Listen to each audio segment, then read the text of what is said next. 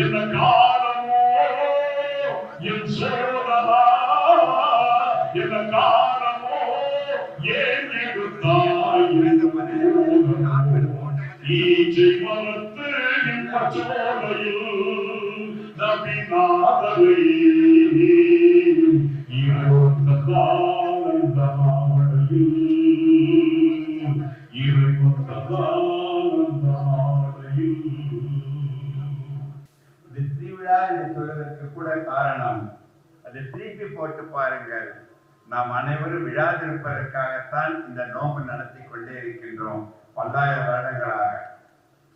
இந்த மதமும் மொழியும் தோன்றியதே மக்கள் அனைவரும் இணைப்பதற்காகவும் அனைவரும் சகோதரத்துடன் வாழ்வதற்காகத்தான் தோன்றப்பட்டது.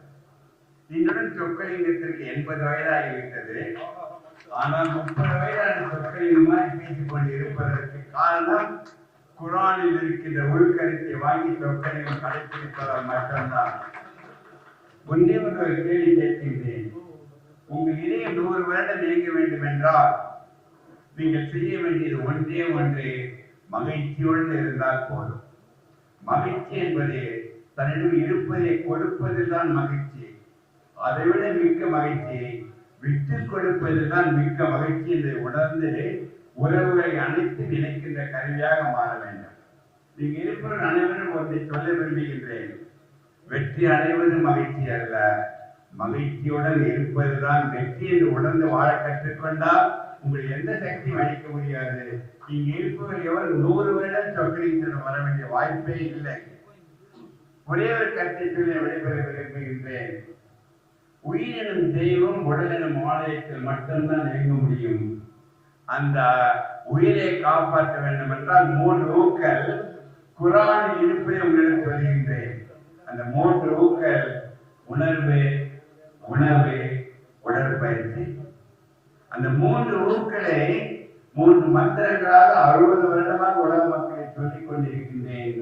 எண்ணுகின்ற எண்ணம் சீராக, உண்ணுகின்ற உணவு சீராக, சீரான உடற்பயிற்சி என்று ஒவ்வொருவரும் கடைபிடிக்க ஆரம்பித்து விட்டால் உலக மக்கள் அனைவரும் நோயற்று நலமுடன் வளமுடன் வாழ செய்யும் என்று மாற்று கருத்தில் என்று கூறி ஒன்றே சொல்கின்றேன்.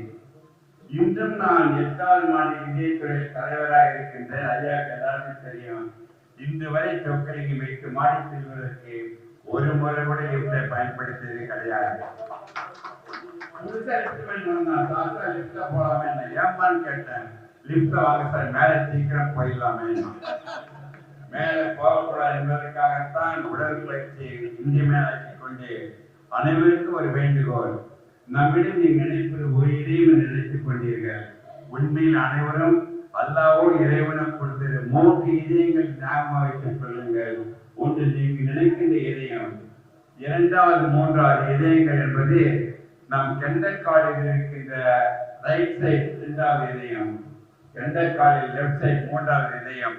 2வது 3வது இதயத்தை இயக்கிக் கொண்டிருந்தால்தான் இந்த இதயம் நன்றாக இயங்க முடியும் என்று மாற்று கருத்தில் என்று கூறி அனைவரும் நலமுடன் ஒன்றையோடு வைத்துக் கொள்ளுங்கள். சாப்பாடு இப்ப நோன்பு வைத்துட்டு இருக்கீங்க.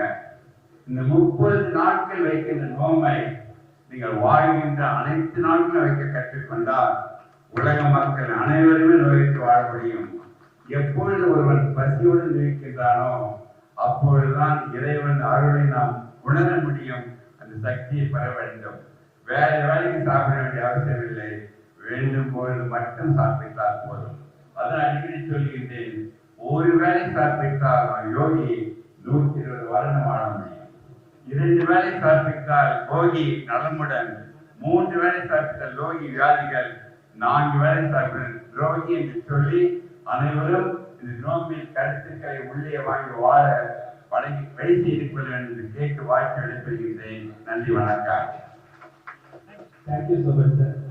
பேராசிரியர் டாக்டர் சொக்கலிங்கம் ஐயா அவர்கள் அருமையாக கூறி இருக்கிறார். தேவையான உங்களுடன் தற்போது தமிழ்நாடு காங்கிரஸ் கமிட்டி வேளாண் தலைவர் ஐயா திருநோக்கரசன் அவர்களை அன்போடு அழைக்கிறேன். சிறப்பாக எம்எஸ் மஹாலில் ஏற்பாடு செய்யக்கூடிய அருமை சகோதரர் டாக்டர் முகமது உபயத்துல்லா பேக் அவர்களுக்கும் அவருடைய குடும்பத்தினர் அவரோடு இணைந்து இருக்கக்கூடிய தோழர்கள் எல்லோருக்கும் என்னுடைய பாராட்டுகளை வாழ்த்துக்களை தெரிந்து கொள்கிறேன். நிகழ்ச்சியில பங்கேற்கக்கூடிய தோழர்கள் பட்டா பதவியெல்லாம் சொன்னா அது வேண்டாம். இருந்தாலும் மரியாதைக்குரிய சகோதரர் ஆரோன் இதயத்துல்லா அவர்கள், இதய குத்தூஸ் அவர்கள், சிவராஜ் தாஜ் அவர்கள், ரவி நவாப் இளவரசர் ஆற்காடு இளவரசர் அவர்கள், ரபீதீன் அவர்கள், சுதேஷ்கான் அவர்கள், டாக்டர் முன்னாள் உரையாற்றி டாக்டர் சுக்கலிங்கம் அவர்கள், சகோதரர் அட்வொகேட் நவாஸ் அவர்கள், ஜியாவுதீன் அவர்கள், மண்டபம் கொடுத்து வெளியிடக்கூடிய ஜியாவுதீன் அவர்கள், வீரபாண்டியன், தமிழ்ச்செல்வன், புதுமணி, அடையார், விஜயகாந்த், அசன் சேக்கு, இம்ரான் ஹாரூன் மற்றும் சுபேர் கான் சொல்லிட்டீங்க. மற்றும் வேலையில் இருக்கிற தோழர்களே, பெரியவர்களே, அனைவருக்கும் வணக்கம். இந்த மாதம் புனிதமான மாதம் ரமலான் மாதத்திலே தான் நபிகள் நாயகம் ஸல்லல்லாஹு அலைஹி வஸல்லம் அவர்கள் மூலமாக திருக்குர்ஆன் இறக்கம் செய்யப்பட்டது. இந்த 30 நாள்ல